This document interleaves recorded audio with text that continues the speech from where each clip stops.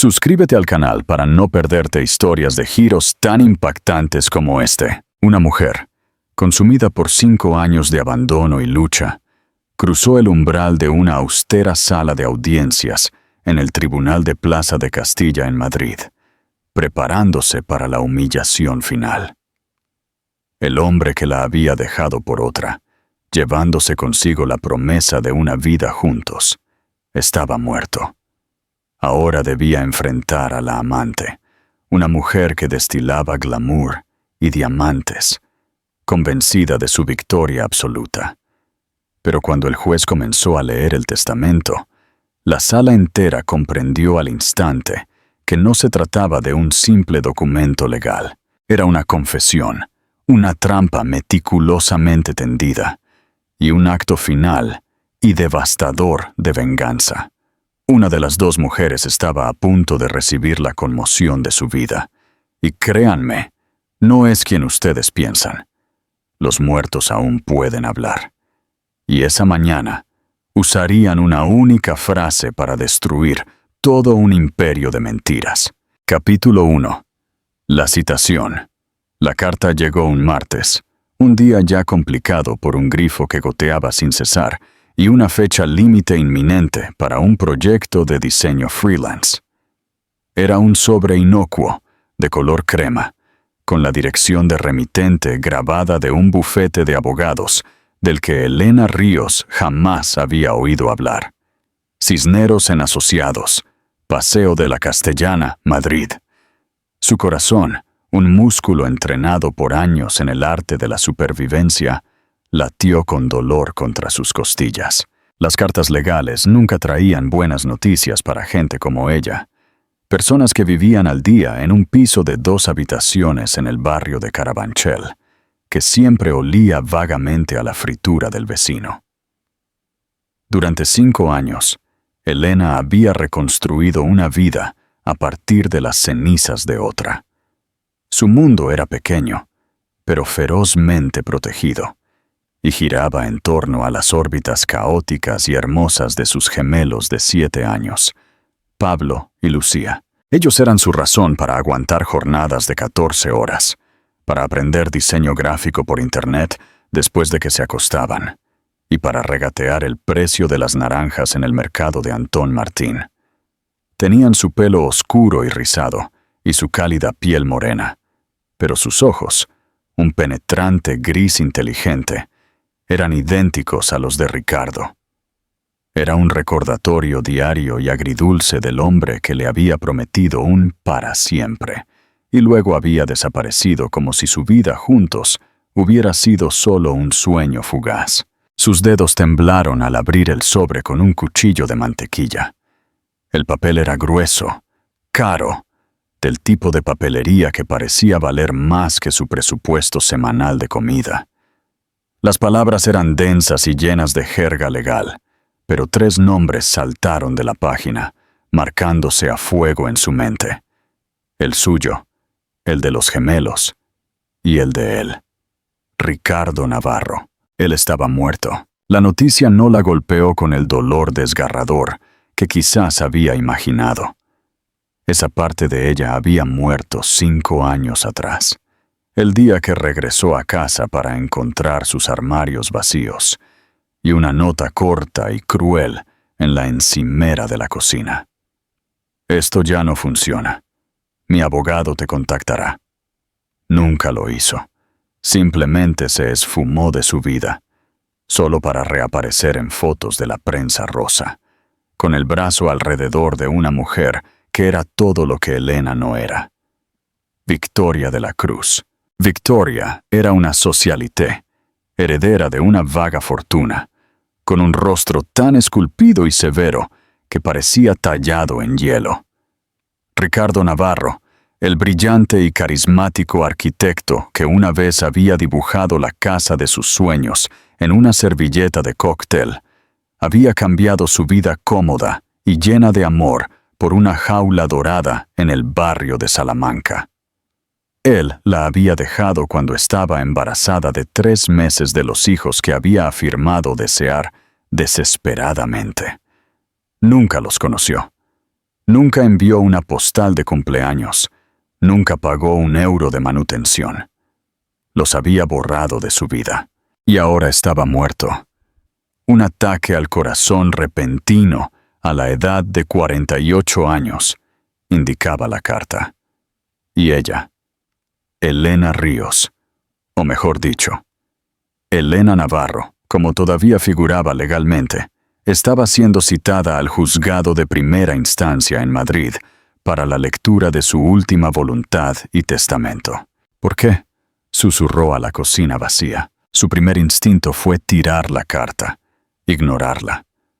¿Qué podría decirle él ahora? ¿Qué podría dejarle que no fuera más dolor? Imaginó la escena.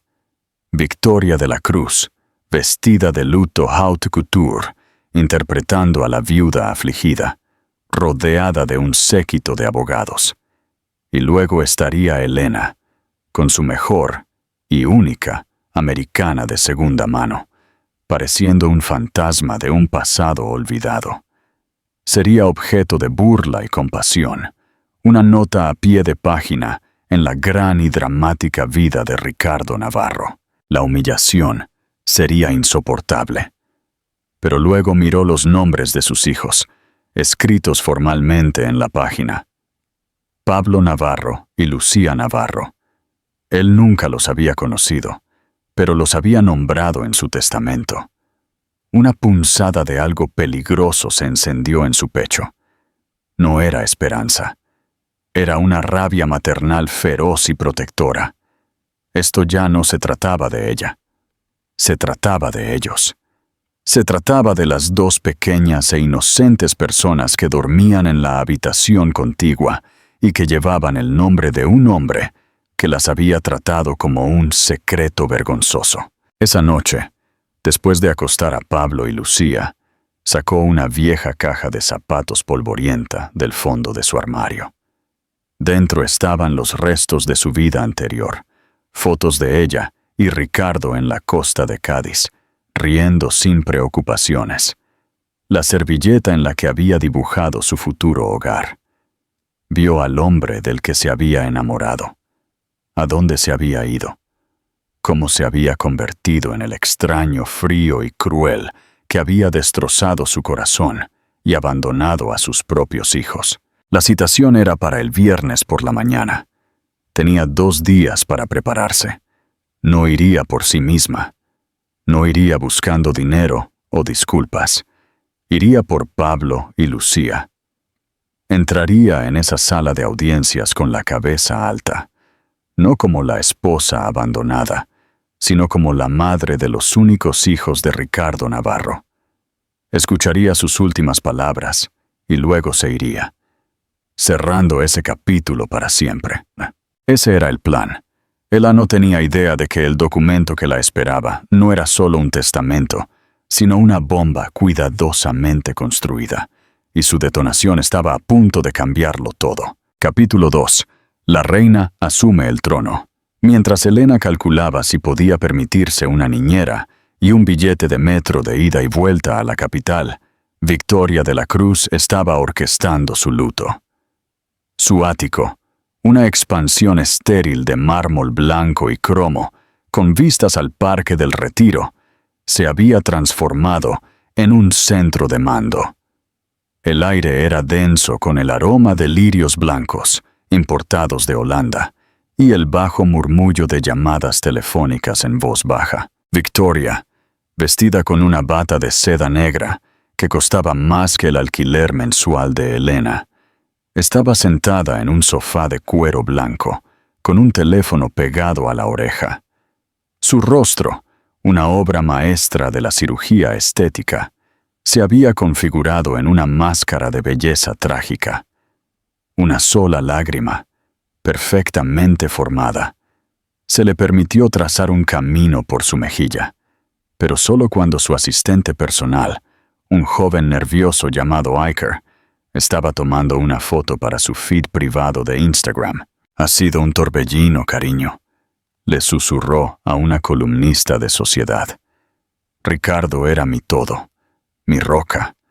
Que me lo hayan arrebatado tan de repente. Bueno, Es un dolor que no le desearía a mi peor enemigo. La herencia que más le preocupaba era Navarro Global Holdings, la firma de arquitectura y desarrollo de miles de millones de euros de Ricardo. Durante los últimos 5 años, ella había sido su socia en todos los sentidos de la palabra. Ella había sido quien lo presentó a los inversores que financiaron sus proyectos. Ella había sido quien le susurró al oído, moldeando su imagen pública y aislándolo metódicamente de cualquiera que recordara al hombre sencillo que solía ser. Su dolor era real, pero era el dolor de una directora ejecutiva cuyo activo principal acababa de ser liquidado. «Todo está en orden, señorita de la Cruz», le había asegurado su abogado, un tiburón llamado Jaime Cisneros, de Cisneros en Asociados. Ricardo actualizó su testamento hace 3 años. Usted es la beneficiaria principal y la albacea de su patrimonio. Era una victoria que ella había planeado meticulosamente. El testamento, según lo entendía, era un asunto sencillo. Unos pocos legados simbólicos a su hermana y a un primo lejano, y luego el resto. La empresa, las propiedades, la colección de arte, la vasta cartera de acciones, sería suyo. Su única molestia persistente era la citación enviada a la primera esposa. ¿Era realmente necesario, Jaime?, había espetado por teléfono. ¿Arrastrar a ese ratón de barrio a esto? Una formalidad legal, Victoria. Nada más, había calmado Jaime.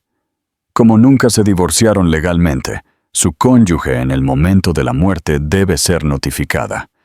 Ella no tiene ninguna reclamación. El acuerdo prenupcial que firmó es de hierro, y el testamento anula cualquier derecho conyugal residual. Victoria sonrió. Eso le gustaba.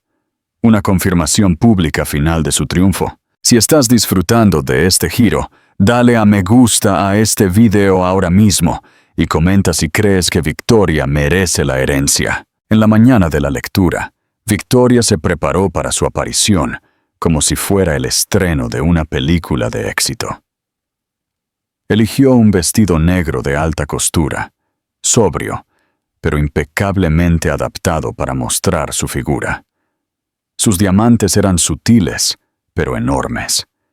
Su pelo rubio estaba recogido en un moño elegante y severo.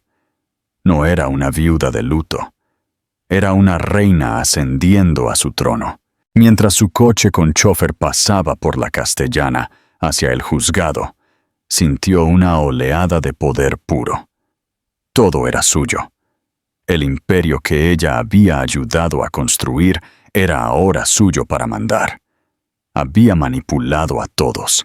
Ricardo, con todo su genio, había sido arcilla en sus manos. Ni siquiera se fijó en los 2 niños pequeños que jugaban en un banco de un parque al pasar su coche. Un niño y una niña con el pelo oscuro y rizado, y unos ojos grises sorprendentemente inteligentes. Eran completamente invisibles para ella.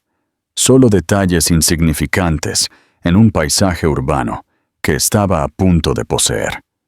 La idea de que pudieran tener alguna conexión con su glorioso futuro estaba tan lejos del reino de lo posible que simplemente no existía. Pero los muros de esa fortaleza estaban a punto de ser derribados, no por un ejército invasor, sino por las tranquilas palabras escritas en unas pocas hojas de papel caro. Capítulo 3. La confesión. El juzgado de primera instancia era un edificio imponente, diseñado para hacer que el individuo se sintiera pequeño, y la ley monumental. Elena sintió su efecto en el momento en que cruzó las pesadas puertas de roble. El aire era fresco, oliendo a cera para suelos y papel viejo. Encontró la sala 3B fácilmente, se armó de valor y empujó la puerta. La sala era más pequeña de lo que esperaba, revestida de madera oscura. En el frente, una mujer de aspecto severo con toga judicial, la jueza Carmen Vidal, presidía desde un estrado elevado. 2 abogados se sentaron en una gran mesa en el centro. Uno era un hombre canoso que no reconoció. El otro era Jaime Cisneros, el abogado de Victoria. Y luego la vio a ella. Victoria de la Cruz estaba sentada en la mesa junto a Cisneros, el centro de gravedad absoluto en la sala. Su belleza era más impactante en persona. Ella giró la cabeza cuando Elena entró. Sus fríos ojos azules examinando la vestimenta sencilla de Elena con un destello de lo que parecía aburrimiento. No había reconocimiento, solo la mirada despectiva que se podría dar a un miembro del personal de servicio. Elena sintió un rubor ardiente de vergüenza, seguido inmediatamente por una oleada de desafío. Se enderezó los hombros y caminó hacia la primera fila de los bancos públicos. El abogado canoso se puso de pie y se giró hacia ella, ofreciendo una pequeña sonrisa. Señora Navarro, soy Héctor Ruiz. Fui el abogado personal del señor Navarro durante muchos años. Gracias por venir. La jueza Vidal miró por encima de sus gafas. Estamos aquí para la lectura del testamento de Ricardo Navarro, fechado el 14 de agosto, 3 años antes de su muerte. Señor Ruiz, usted es el albacea del patrimonio. ¿Es correcto? No, su señoría, dijo Héctor Ruiz, con voz tranquila y firme. Un murmullo recorrió la sala. Jaime Cisneros se revolvió en su asiento, con el ceño fruncido. ¿Disculpe?, preguntó la jueza. Ese fue el caso en el testamento anterior del señor Navarro, su señoría, explicó Ruiz. En este, su testamento final, el señor Navarro nombró a un albacea diferente. Mi papel es solo abrir y leer el testamento en voz alta. El verdadero albacea, nombrado por el señor Navarro, se revelará dentro del texto del testamento mismo. Esto era inusual. Victoria, sin embargo, parecía imperturbable. Claramente lo vio como un pequeño adorno dramático por parte de Ricardo. Señor Ruiz, ordenó la jueza, puede proceder. Héctor Ruiz rompió el sello de cera del gran sobre. El sonido fue como un disparo en la sala silenciosa. Yo, Ricardo Navarro, estando en pleno uso de mis facultades mentales y corporales, por la presente declaro que esta es mi última voluntad y testamento. Las cláusulas iniciales fueron predecibles. Un legado de sus relojes vintage a su hermana y una suma de 50,000 euros a un primo. Victoria escuchó con un aire de paciencia. Artículo 4. Efectos personales y propiedades, continuó el señor Ruiz. Hizo una pausa. A mi querido amigo, doctor Alfonso Cisneros, el hermano de Jaime, el abogado de Victoria, le lego mi membresía en el Club de Golf La Moraleja, con mis más sinceras disculpas. También sé que me cobró 700 por un trabajo de consultoría en el proyecto Torre de Málaga, una tarifa que, según mis auditores privados, representaba un sobreprecio del 500% sobre las tarifas estándar. Por favor, considere la membresía del club, valorada en 250,000 euros, como un reembolso parcial y muy generoso de los fondos que malversó de mi empresa. He instruido a mis contables para que remitan su auditoría completa al fisco. Una exclamación ahogada se produjo en la sala. Jaime Cisneros palideció, su rostro una máscara de incredulidad y horror. «Orden», ordenó la jueza Vidal. Victoria le lanzó una mirada venenosa a su abogado. Esto no era parte del guión. Era vergonzoso. Era una grieta en la superficie pulida de su victoria. Artículo 5. Con respecto a la señorita Victoria de la Cruz. Victoria se enderezó.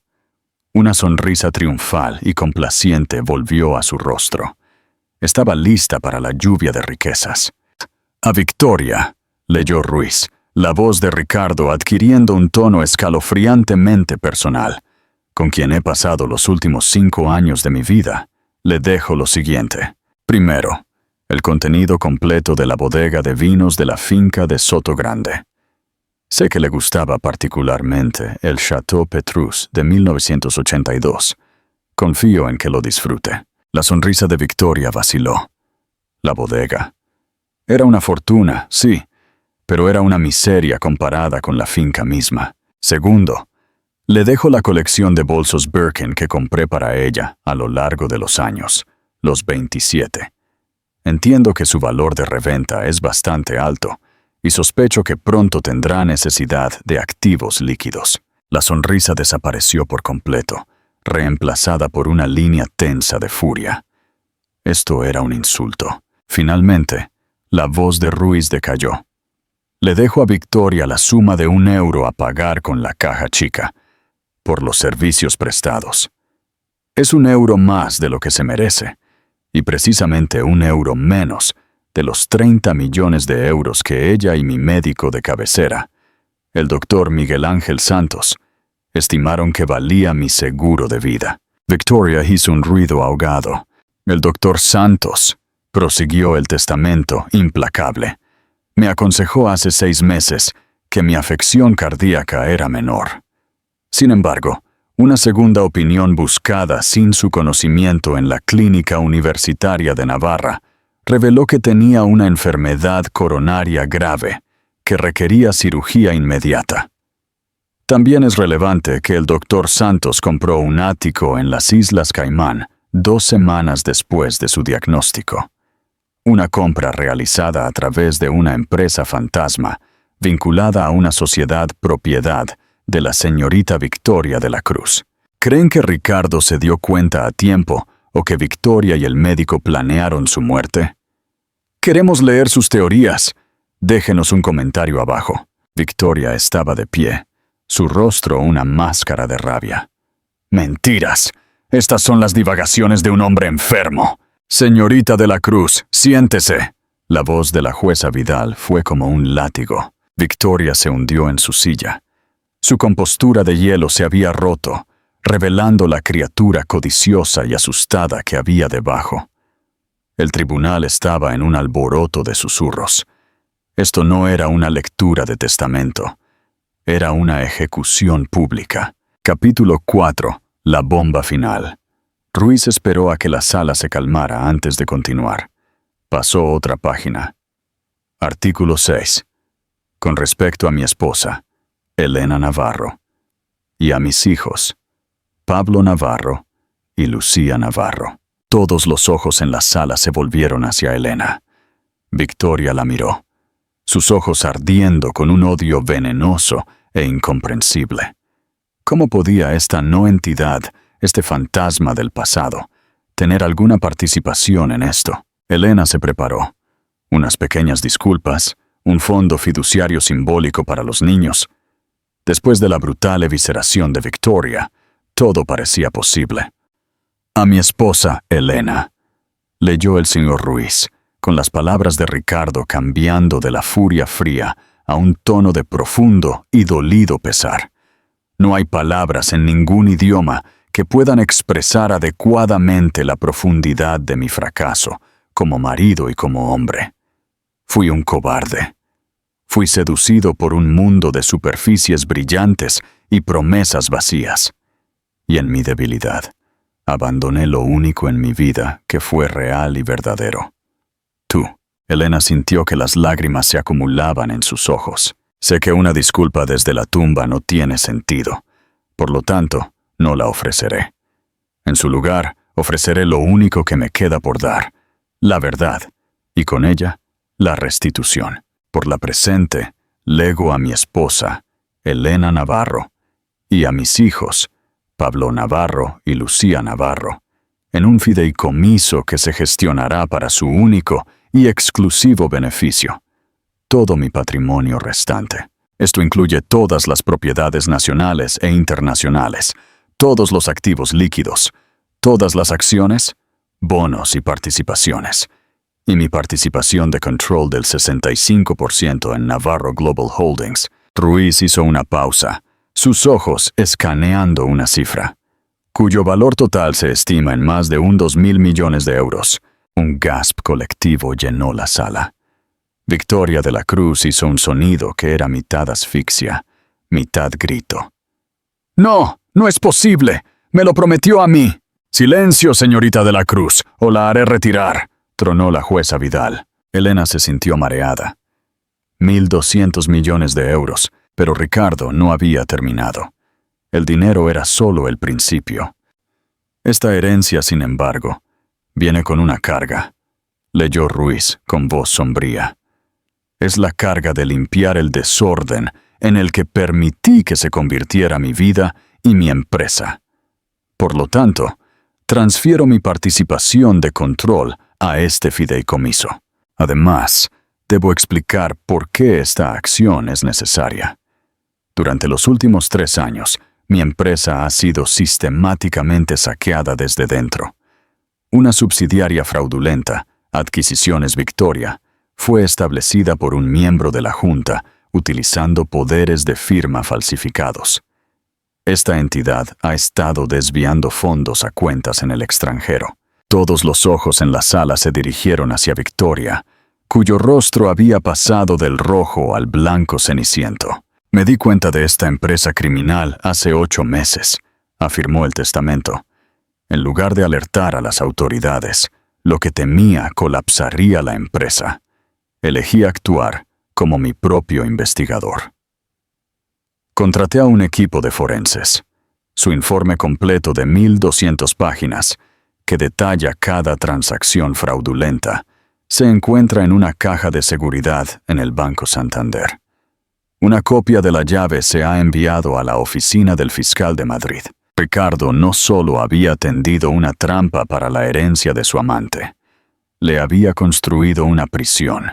El informe mostrará que la única firmante de cada transacción para Adquisiciones Victoria, la arquitecta de todo este plan para defraudar a mi empresa y sus accionistas, fue mi pareja y prometida, la señorita Victoria de la Cruz. El sonido que escapó de los labios de Victoria esta vez no fue una palabra. Era un ruido primario, crudo, de ruina absoluta. El sonido de una reina viendo cómo su reino entero se quemaba, incendiado por el mismo hombre que pensó haber conquistado. Capítulo 5. El legado y el nuevo amanecer. Artículo 7. El albacea, anunció Ruiz, pasando a la página final. Mi testamento nombra a un nuevo albacea. Las responsabilidades serán inmensas. Requiere una persona de integridad intachable, fuerza y una brújula moral que yo mismo perdí hace mucho tiempo. Una persona en la que confío implícitamente para actuar no por codicia o ambición, sino por amor y un feroz sentido de protección por lo que más importa. Ruiz hizo una pausa y miró directa e inequívocamente a Elena. Por lo tanto, nombro como única albacea de mi patrimonio, con todos los poderes y responsabilidades que eso conlleva, a mi esposa, Elena Ríos Navarro. La sala cayó en un silencio tan profundo que fue como si todo el aire hubiera sido absorbido. Elena Ríos, la esposa abandonada de Carabanchel, no solo era la heredera de una fortuna de 1.000 millones de euros, sino que ahora era la jefa de facto de una corporación multinacional y la persona a cargo de empuñar la evidencia que enviaría a su rival a prisión. Fue demasiado. Victoria de la Cruz se levantó de un salto, su silla estrellándose contra el suelo de mármol. El odio y el miedo primal en su rostro eran aterradores. ¡Tú! La palabra fue un chillido, un sonido gutural. No puedes tenerlo. Es mío. Yo trabajé por ello. Él no era nada antes de mí. Una última adenda, dijo el señor Ruiz, su voz cortando los gritos de ella.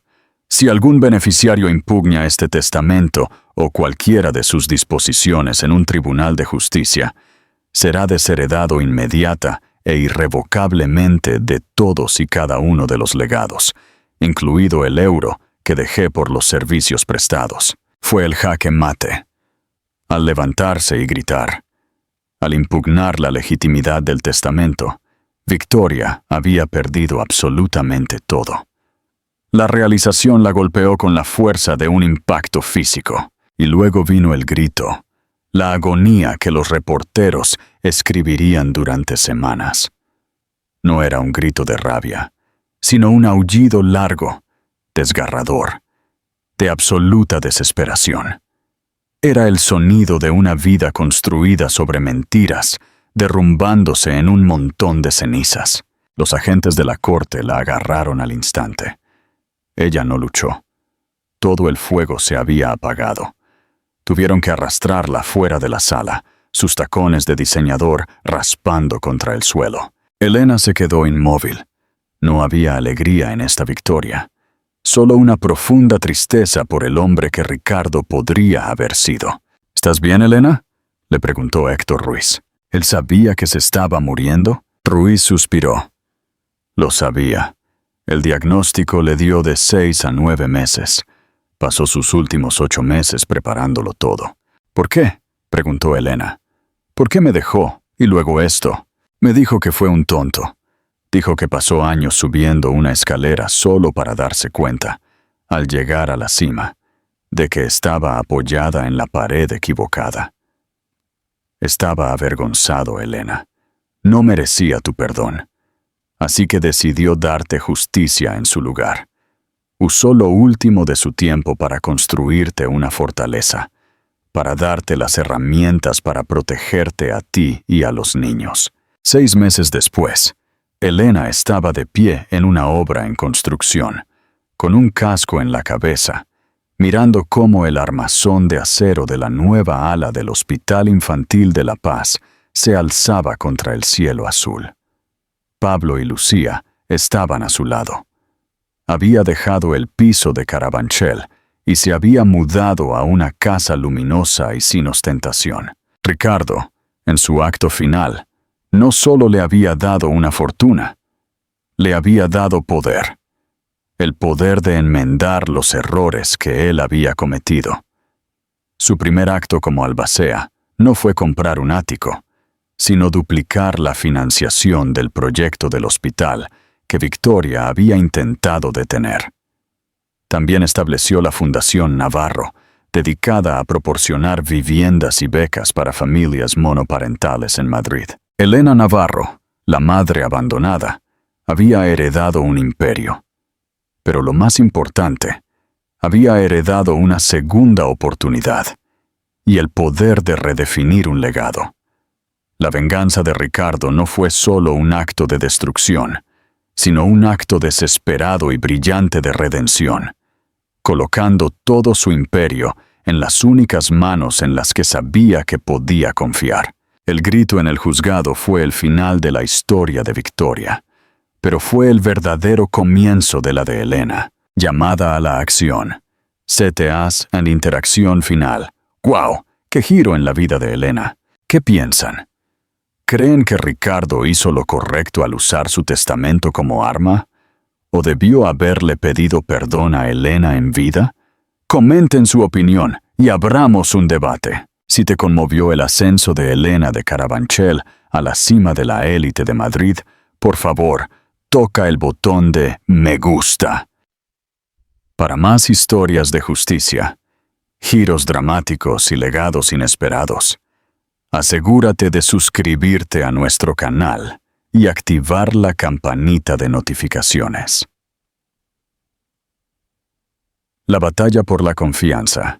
Han pasado 6 meses desde aquel fatídico día en el juzgado de Plaza de Castilla. El eco del grito de Victoria de la Cruz ya no resonaba en los titulares, sino en los pasillos silenciosos de la prisión de Soto del Real. Sin embargo, para Elena Navarro, la vida de magnate era menos glamurosa de lo que sugerían los tabloides y mucho más agotadora que sus días de diseñadora freelance. Se había mudado con Pablo y Lucía a un elegante, pero discreto, chalet en Aravaca. Aunque la casa era cómoda, el verdadero campo de batalla de Elena era la Torre Navarro, el rascacielos de cristal y acero que dominaba el skyline de Madrid, donde se encontraban las oficinas centrales de Navarro Global Holdings. La junta directiva era una colección de hombres y una mujer, de rostro pétreo, leales durante años al viejo Ricardo y peor aún a Victoria. Consideraban a Elena una intrusa, una ama de casa sin experiencia en finanzas de miles de millones de euros, una figura de transición que pronto vendería la empresa. Su actitud era una mezcla de condescendencia fría y desprecio calculado. En su primera reunión oficial, Elena se sentó a la cabecera de la mesa de caoba maciza. El ambiente era denso. Don Fernando Otero, el director financiero, un hombre con más años que un siglo y más escéptico que un prestamista, carraspeó. Señora Navarro, permítame ser franco. Apreciamos la inyección de capital legal que su inesperada promoción ha traído. Pero la empresa no puede dirigirla una persona sin un currículum vitae adecuado en la gestión de activos. ¿Ha considerado nombrar un CEO interino, quizás un experto de Goldman Sachs? Para estabilizar el barco, por supuesto. Elena, que esa mañana había dedicado 1 hora a revisar informes forenses y media hora a trenzar el pelo de Lucía, sonrió con calma. No era la sonrisa dulce de la antigua Elena, era la sonrisa afilada de una mujer que acababa de pasar meses en el barro legal de la alta sociedad. Don Fernando, aprecio su franqueza, dijo Elena, su voz tranquila pero cortante. Había practicado su tono en el coche. Sabía que gritar era inútil. La calma era la verdadera moneda de cambio. Pero Navarro Global no es un barco, es mi herencia, y yo no soy un currículum vitae. Soy la dueña de la mayoría de las acciones con derecho a voto. El barco, como usted lo llama, está estable. ¿Y sabe por qué? Porque mi primer acto fue llamar a la policía. Las ratas que lo hundían ya están en tierra. Un escalofrío recorrió la mesa. Mencionó a Victoria y a los Cisneros solo de pasada, como un detalle trivial. Mi rol no es ser interina, es ser la dueña, continuó Elena. Y mi primera prioridad es el Hospital Infantil de La Paz. El proyecto se reanuda la próxima semana con el doble del presupuesto. Los beneficios que la empresa robaron antes, los devolveremos ahora a la comunidad. Punto final. El secreto de la servilleta. El desafío real llegó con el proyecto estrella de la empresa. La finalización de un complejo de apartamentos de lujo llamado El Mirador del Retiro. Ricardo había diseñado el proyecto, y Victoria había asegurado que los materiales fueran baratos y los permisos se obtuvieran de manera cuestionable para maximizar las ganancias a corto plazo. Don Fernando Otero advirtió. Señora Navarro, la venta anticipada está a punto de cerrarse. Si cambiamos un solo cable o un ladrillo, perderemos 40 millones de euros en multas y demandas. Debemos seguir con el plan de construcción original. Esa noche, Elena se encerró en el despacho de Ricardo, un espacio minimalista de diseño. Se sentó en el mismo sillón desde el que él había contemplado su traición y su venganza. Sacó la vieja caja de zapatos y el único recuerdo que conservaba de la ilusión pura, la servilleta de cóctel donde Ricardo había dibujado su sueño. La casa que dibujó en la servilleta no era un rascacielos. Era funcional, ecológica, con mucha luz natural y pensada para la gente, no para el lujo. Al examinar los planos originales del El Mirador del Retiro, con un arquitecto forense que Héctor Ruiz le recomendó, Elena se dio cuenta de algo escalofriante. Los cimientos de El Mirador eran estructuralmente inseguros, diseñados para colapsar en unos 20 o 30 años, justo después de que la garantía expirara, para ahorrar en costes. Victoria y su equipo no solo robaron dinero, estaban construyendo un desastre que mataría gente en el futuro. Al día siguiente, Elena convocó una reunión de emergencia. Escúchenme, Navarro Global Holdings no construirá un ataúd glorificado. ¿Se imaginan lo que sentiría si descubren que los arquitectos que construyeron su casa sabían que no duraría? Preguntó Elena a la junta, mirándolos fijamente. Ella colocó el informe forense sobre la mesa, junto a la foto de los cimientos defectuosos. Cancelamos las ventas anticipadas. Detenemos la construcción. ¿Perderemos los 40 millones ahora? Sí. Pero salvaremos 40 vidas en 20 años y, lo que es más importante, salvaremos el único activo que le queda a esta empresa, la integridad de Ricardo Navarro. Hubo un silencio. Don Fernando intentó replicar, su rostro hinchado de furia. ¡Es una locura! ¡Una bancarrota! Está jugando con el dinero de sus hijos. Yo sé cómo cuidar a mis hijos, don Fernando, contestó Elena, su voz alzándose por primera vez con pura convicción maternal. Cuidar de ellos significa asegurar que el apellido Navarro no esté manchado con sangre y demandas. Hoy, Navarro Global Holdings invierte en el futuro, no en la codicia. El significado del legado. El movimiento de Elena provocó un terremoto financiero. Navarro Global perdió los 40 millones de euros de inmediato, tal como se predijo. La prensa rosa se regodeó. La novata Navarro hunde su propio imperio, pero la prensa seria vio la verdad. A los 3 meses, las acciones de Navarro Global, tras caer en picada, se dispararon repentinamente.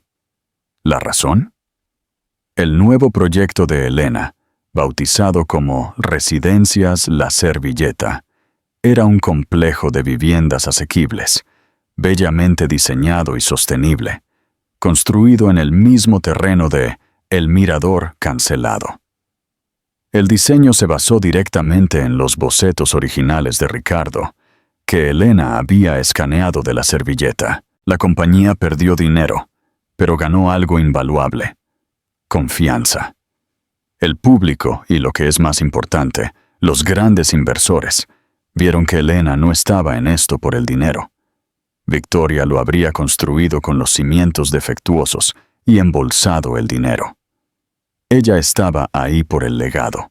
El debut el día de la inauguración del nuevo proyecto de viviendas sociales.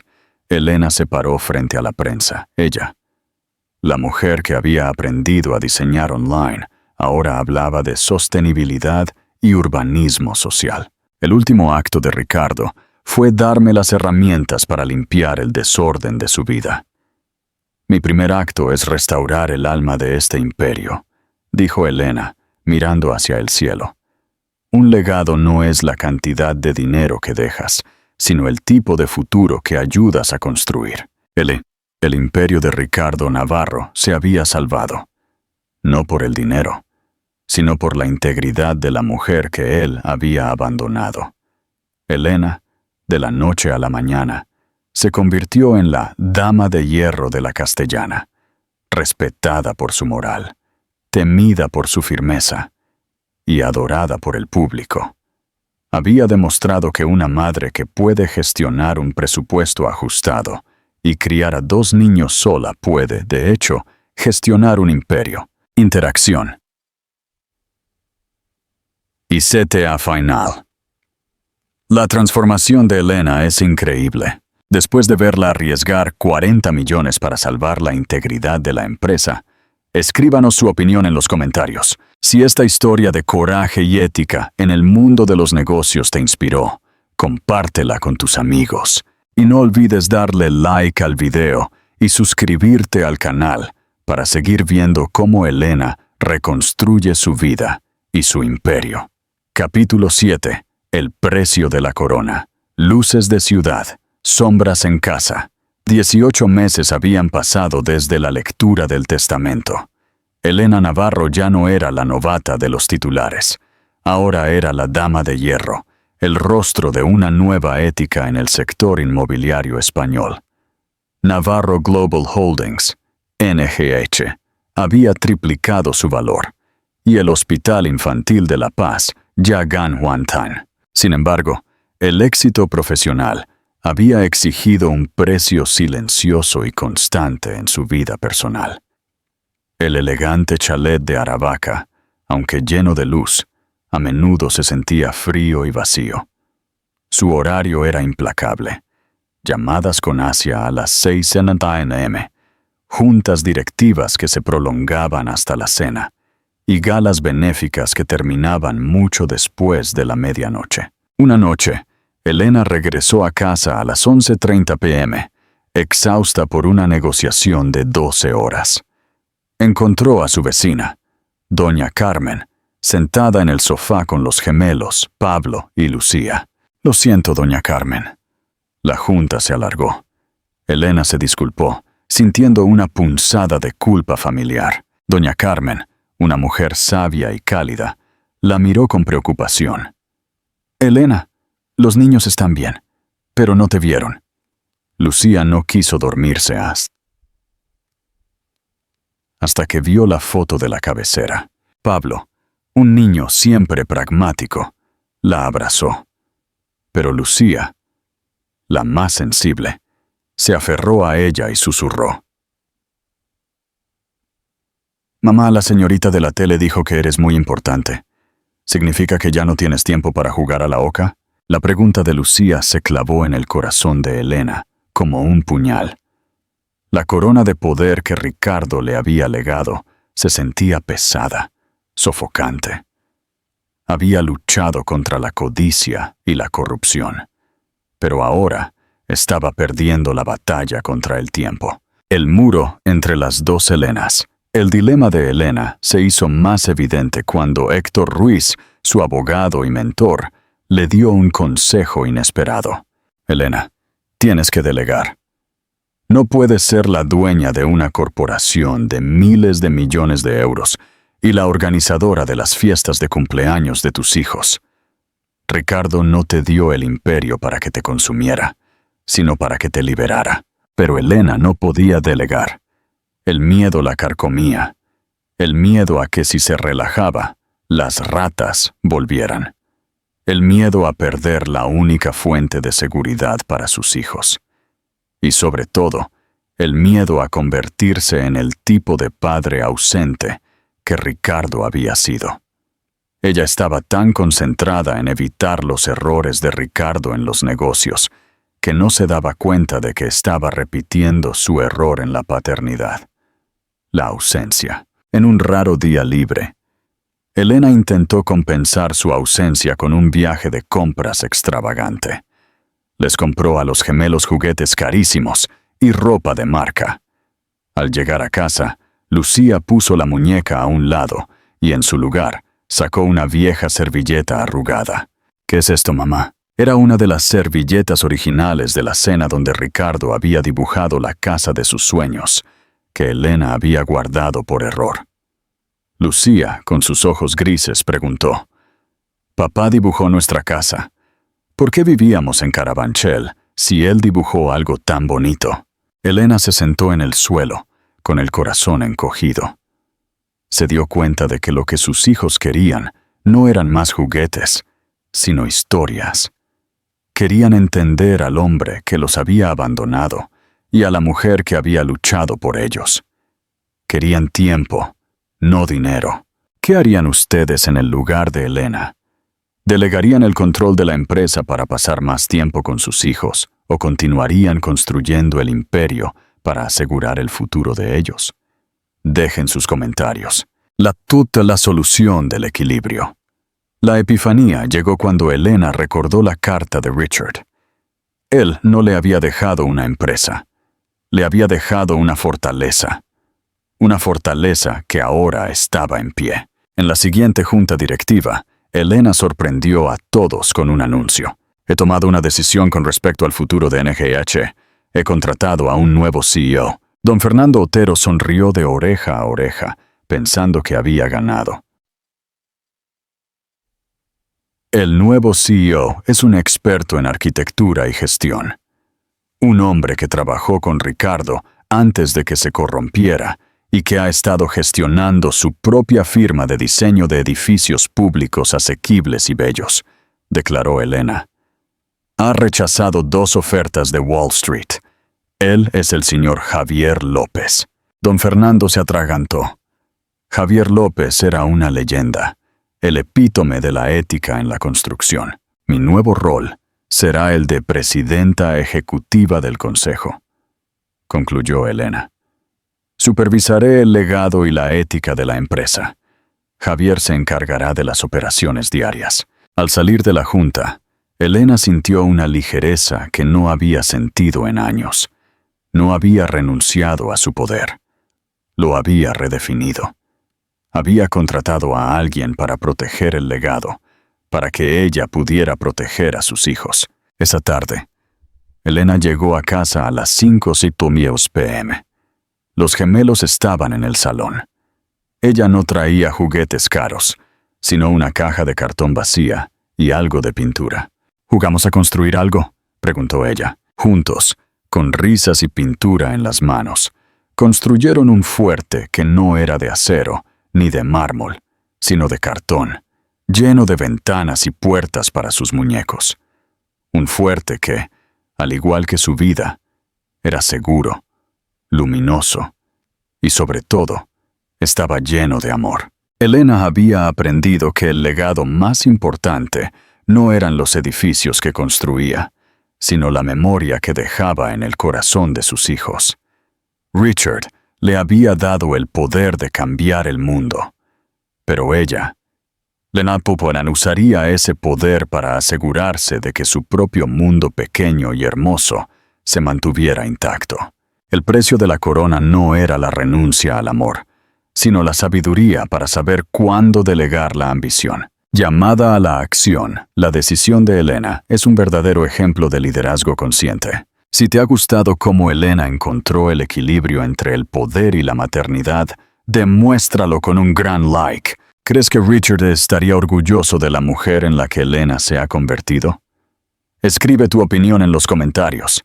Y si amas las historias de segundas oportunidades y el triunfo de la ética, suscríbete a nuestro canal ahora mismo y activa la campanita para no perderte el capítulo final de la saga Navarro.